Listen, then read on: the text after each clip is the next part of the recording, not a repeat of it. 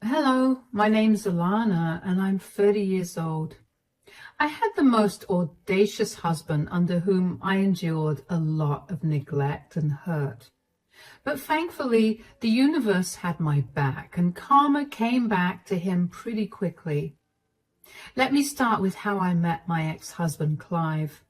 Clive and I met through a dating app. Over text, we had great chemistry, and even when we met in person, our chemistry remained. We went on many more dates before we made things official. Clive was a very easygoing, kind person. It was super easy to be around him because he just had this way of calming you down. At least that's what he was like for the first 4 years of our relationship. We got married after dating for 3.5 years, and for a few months after we got married, life was great. We decided that we didn't want to start a family immediately. Instead, we wanted to focus on building our careers. Shortly after we got married, Clive applied for a job at one of the best companies in his field in our city, and he managed to land the job. I remember both of us being ecstatic about it because not only was Clive advancing in his career, but he was also going to be earning a lot more, which we really needed because we were planning on buying a house, which we did end up buying a year later. I thought our life was going great, but I should have been a little more perceptive of what was going on with Clive. He began to get really withdrawn and he stopped spending as much time with me. He refused any actions of affection, and when I finally took proper notice of his unusual behavior, I confronted him about it and he simply brushed it off. I figured that Clive was really stressed with work, so I did my best to be as accommodating as possible. I took over a lot more of the housework so Clive could rest up, and I also pulled extra hours at work so that Clive didn't feel too burdened to earn as much as he did. I made sure that I cooked only meals that he liked. And I would put effort into how I looked as well, because I knew he liked it when I got dolled up.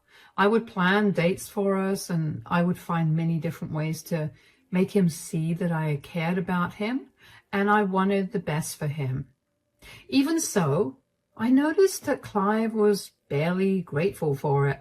I was beginning to feel really depressed about it because it felt like my relationship was falling apart. I tried on many occasions to get him to tell me what was going on with him, but every single time it would end with us arguing, and eventually it got to a point where even the most normal of conversations would turn into an argument. And I was beginning to dread being around Clive. Even then, I knew that I still loved him and I wanted this phase of our relationship to get done with.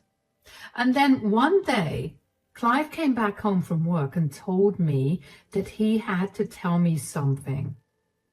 I need to talk to you about something. Yeah? What's wrong? So we had a meeting at work today and our company's trying to expand, so I'm going to be going on a lot of trips because of it.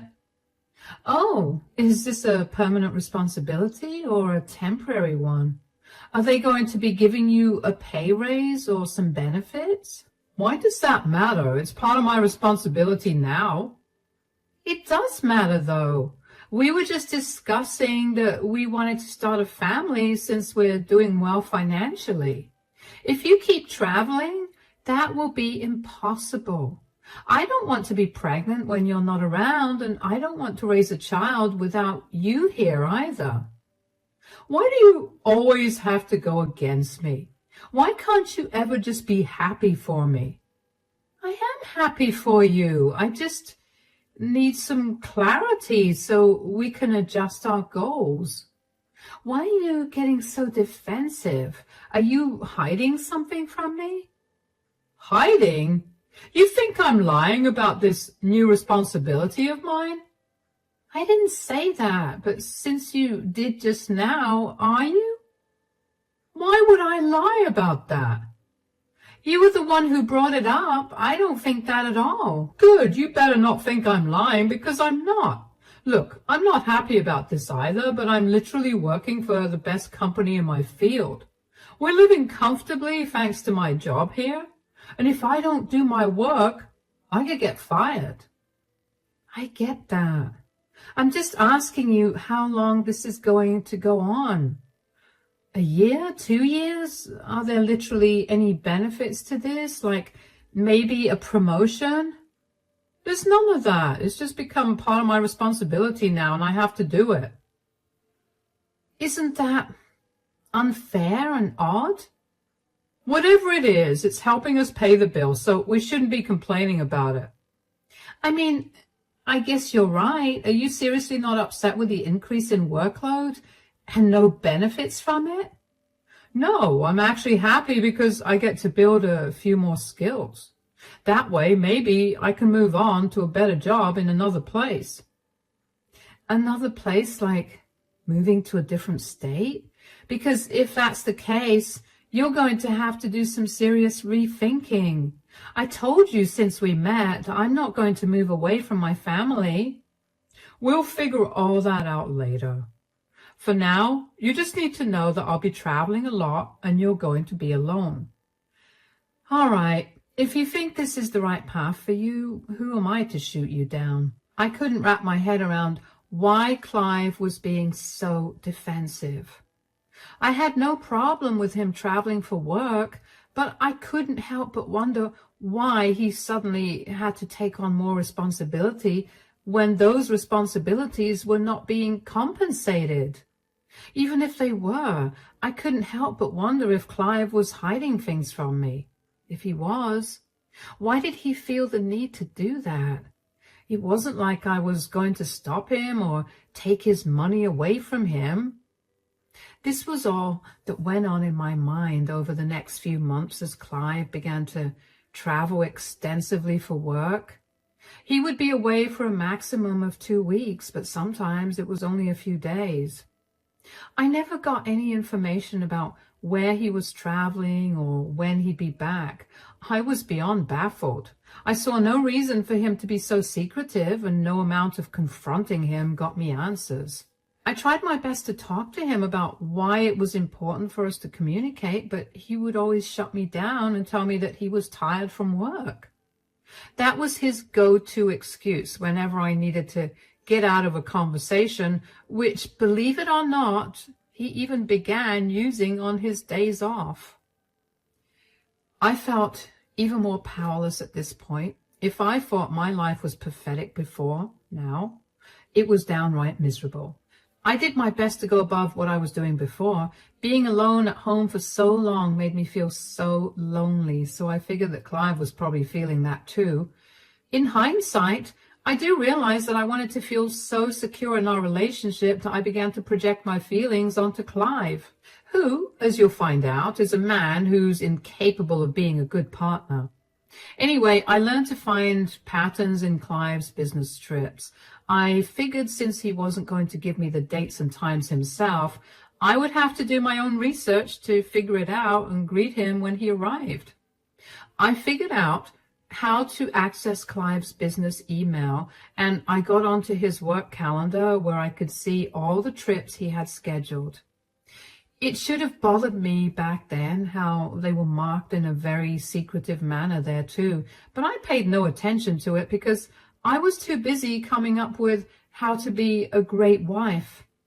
Obviously, it irked Clive that I was able to figure out when he would arrive, but he still sat down and ate the food I made for him. Other than that, we barely spoke.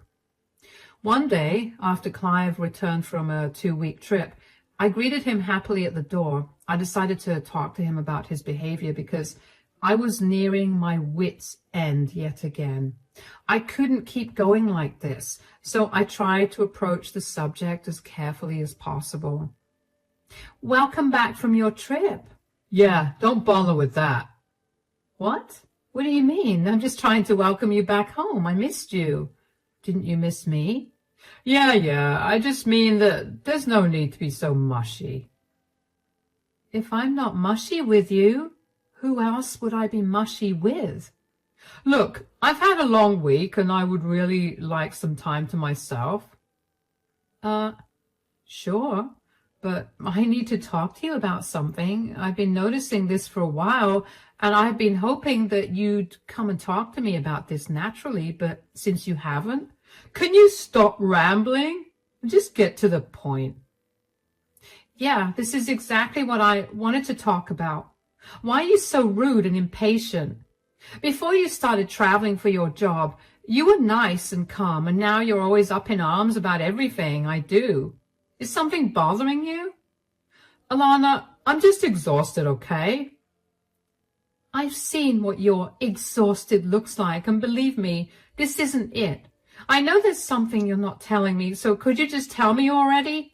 It's getting really hard to deal with your rudeness. There's nothing bothering me. I'm just really tired, and I would love to go to sleep right now. Don't you care about our marriage? We haven't had a proper conversation in I can't even remember how long, because that's how long it's been. Every time you come back home, you rush to sleep, and then you spend the rest of your days here working extra hours or meeting up with your friends. Do you not care about me at all? My God, do you ever shut up? Is that what you really want? For me to not speak at all? That isn't what I want. I just want you to be a little more understanding of the fact that I have a lot going on with work, and I would like some time to myself. Why am I always supposed to be understanding? Why can't you understand what I'm going through? I'm alone all the time. And when you finally come home, I'm also alone. I just want to have a normal conversation with you without you being rude and turning it into a fight. We could have normal conversations if you just stopped being a nag and a pushover who constantly needs to shove herself on me the second I come back home from a long trip. Is that what you see me as? Do you even love me, if that's how you see me? I'm trying to express my love and care for you. I'm sorry that I've been smothering you. Can you not be so emotional? I didn't mean it like that. No, save it. I think I understand what my position is in your life. If you want to sleep so badly, go ahead. I'll be in the guest bedroom. Clive had always had a way with words. He knew just how to make me feel better when I was sad, and so he also knew how to tear me down when I was feeling good. I was tired of always trying and never getting a response back. I dialed back on my shows of affection because I saw no point in it anymore. And that did not mean I stopped it completely. I still tried my best to be a good partner. Every evening after Clive's shift, I would call him to ask him if he'd be coming home so I could prepare dinner accordingly.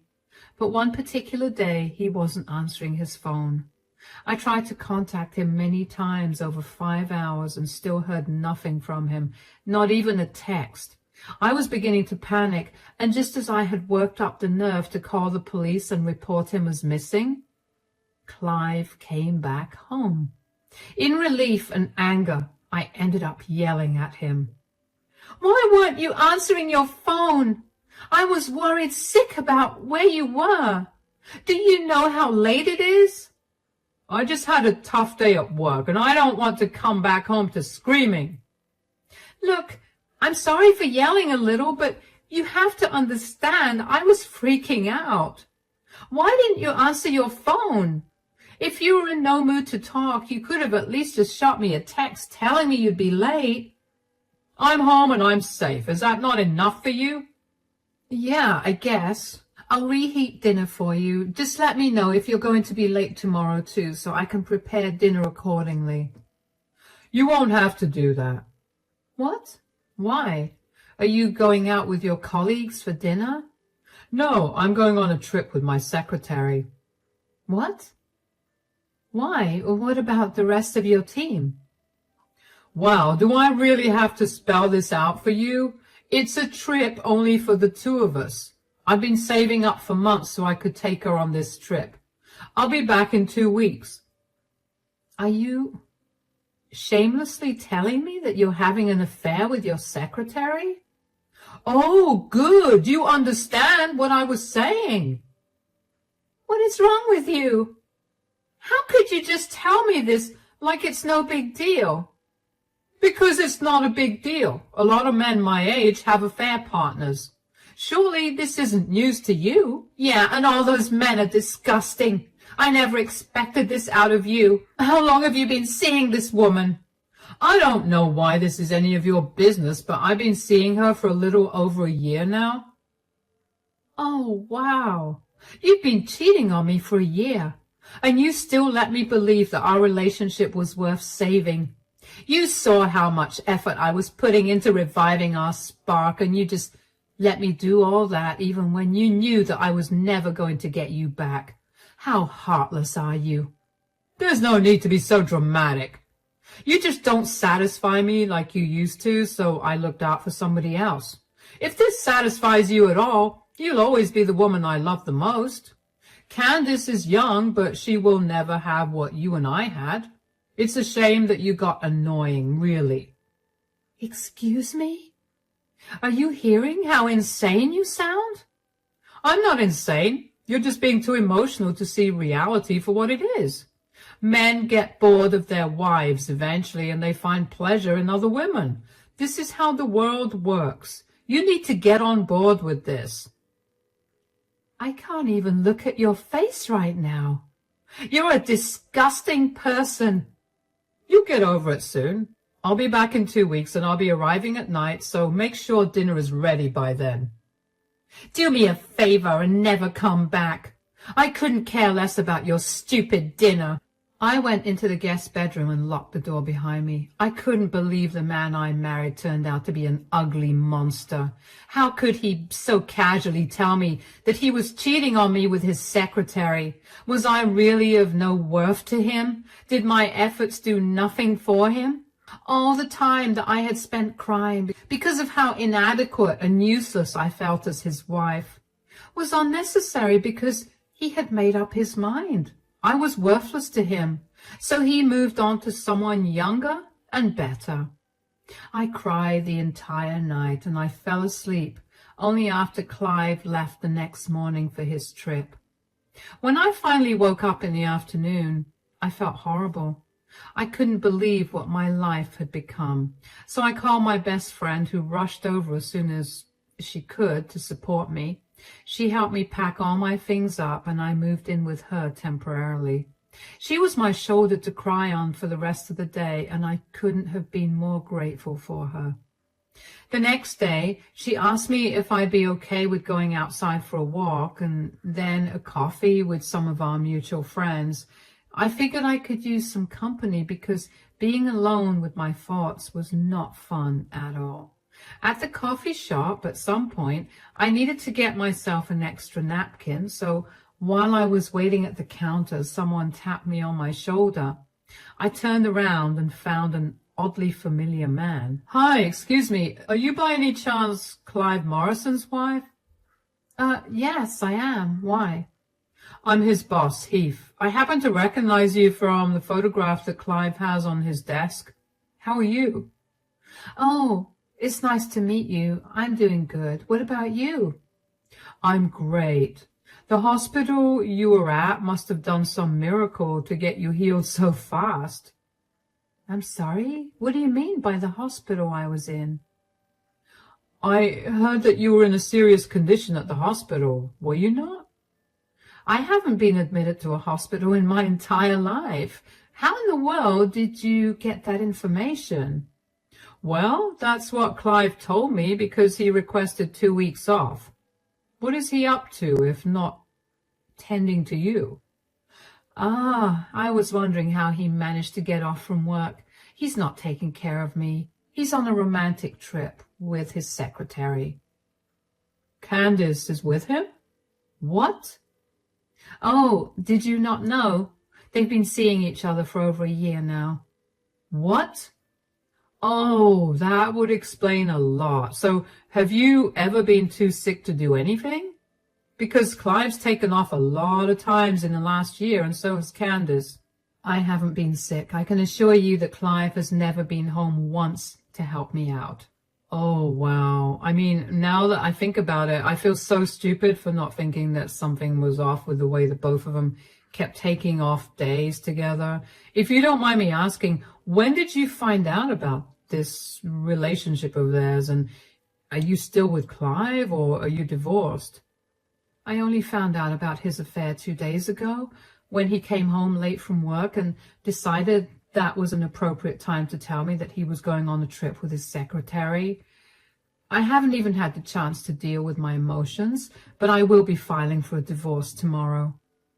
Oh my God, I'm so sorry that Clive treated you this way. Not only has he broken several company policies, but he's also treated you beyond disgustingly. I mean, I guess that's what I deserve for putting up with his crappy behavior for years.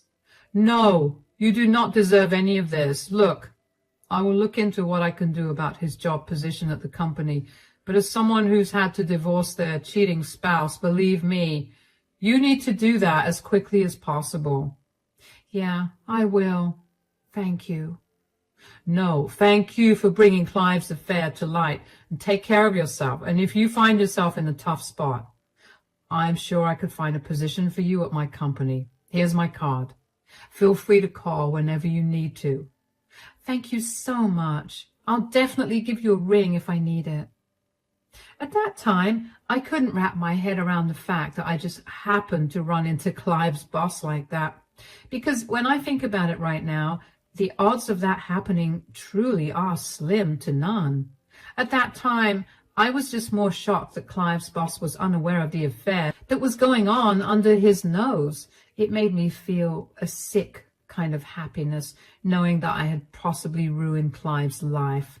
I also didn't expect to get offered a position at the company that Clive worked at, and if I'm being honest, at that time, I didn't think to take it. Anyway, I waited and waited to hear word from Clive about the loss of his job, but after waiting a whole week, I heard nothing. I decided to forget about that and focus on getting through the divorce. I found a great divorce attorney in my area and I explained my situation to him, and he told me that since I didn't have much concrete proof of the affair, it would be a little hard to fight if Clive chose to contest the divorce. I was not too worried about that because if I considered how he'd been treating me for years, I knew that I meant nothing to him and he was definitely waiting for me to initiate the divorce. Clive got served the divorce papers a day after he arrived back in town. He barely blinked as he signed the papers. He didn't even call me to check if the divorce was legitimate. It hurt that Clive was able to throw me away so easily, but I guess I shouldn't have expected anything more from that man. It took a few months for the divorce to get finalized, and only after a day of it getting finalized, I received a call from Clive. I was just beginning to enjoy myself and my newfound freedom, so to see his name pop up on my phone after months of no contact was jarring. Even though I knew it would be best to decline the call and block his number, I was too curious to hear what he had to say, so I picked up the call. Yes, what do you want? What have you done? What are you talking about? How did you even get in contact with my boss? Did you snoop through my things? No, he happened to recognize me when I was out with my friends at a restaurant. He was surprised to see me doing well since I was supposed to be in the hospital. So you just told him the truth? Why didn't you cover for me? There has got to be a limit to your delusions. Why in the world would I cover for you when you're actively cheating on me right now? You have no idea of the damage that you've caused. I lost my job because of you. I didn't do anything, Clive. You were the one who violated company policies by dating your coworker. This is on you. It's not even just that. I've taken out a loan against my 401k and now I have only 60 days to repay it. First of all, that is not my problem. Secondly, why did you even take out a loan against a 401k? That's just bad financial decision making. Candace is pregnant. She doesn't have the kind of money to afford a child, and I had used my 401k to buy us an apartment. I haven't worked long enough at the company to get my share of what the company put into the 401k. So I'm not going to be getting anything, and I'll be paying out of my own savings, which I don't think will last too long because it'll get really hard for me to find another job. Do you realize what you've done to me? I literally didn't do anything to you. I didn't even approach your boss. He was the one who found me, and when he asked me questions, I simply told him what I knew. What were you even going to do with a new apartment and baby? Were you going to leave me like you did on your trip? That was a problem for future me. Looks like the future happened faster than you expected. Do you really not feel for me at all? Don't you love me? My love for you died the day you cheated on me. I dealt with all your crappy treatment for years because I loved you. I supported everything you did, even if I didn't agree with it. You repaid me by finding another woman because I was too boring for you. This is the consequence of your actions. Good luck. Bye. The sheer audacity that Clive had to call me and tell me that I was the reason for his downfall was astounding to me. Also, I was beyond glad that I got out of that relationship in time. I didn't want to be stuck paying any of Clive's loans. I was also really grateful that Heath waited until the divorce was finalized to fire Clive. After Clive's call that day, I rang Heath up and told him about what Clive had said. I also thanked him for waiting until the divorce was finalized. Heath told me that he needed that time to gather evidence of Clive and Candace's relationship as well, so it was no trouble. He told me that there was a position for me open in the company, so if I wanted it, he could conduct an interview with me and I could get the position. He was willing to pay double what I was earning at the company I was working for, so of course I took him up on it. I ended up landing the job with ease, and now I'm living more than comfortably. I found a cute yet spacious flat in a prime area, and I bought it without hesitation to symbolize my new beginning in life. As for Clive, he ended up managing to pay off half the loan he took out and is struggling to find a way to pay off the rest of it. Candace ended up leaving him for a wealthier man, and apparently she's planning to cut off Clive's custody of their child. Clive's family was disgusted by his actions and refused to help him out. His parents were only helping out a little bit financially, but were adamant about not helping him out with his loan. They called me to apologize for his behavior, and I felt really bad that they had more heart to be apologetic than Clive was for his actions. I only know of all of this because Clive would keep texting me updates every week or so. In his head, I was still the villain. He was trying to guilt trip me into taking him back by telling me all about how I ruined his life. Well, if there's anything he should have learned in the many years we were together, it's that if I have my heart set on something, there's nothing that will change my mind. It was one thing for Clive to cheat on me, but for him to so openly tell me about it with no remorse and treat me like I was nothing to him only made him seem like a monster in my mind. I didn't want anything more to do with that man. It's been a few months since I got my new job, and let me tell you, I am loving it. I've managed to make a lot of new friends, and a lot of Clive's colleagues have told me that he was a pain to work with because he was always running in and out of the office with Candace. They had no solid proof of the affair, but everyone knew that's what was happening. They apologized for not taking action earlier, and of course, they were not to blame at all. I'm much happier now than I ever was when I was married to Clive. So I can't wait to see what the future holds for me.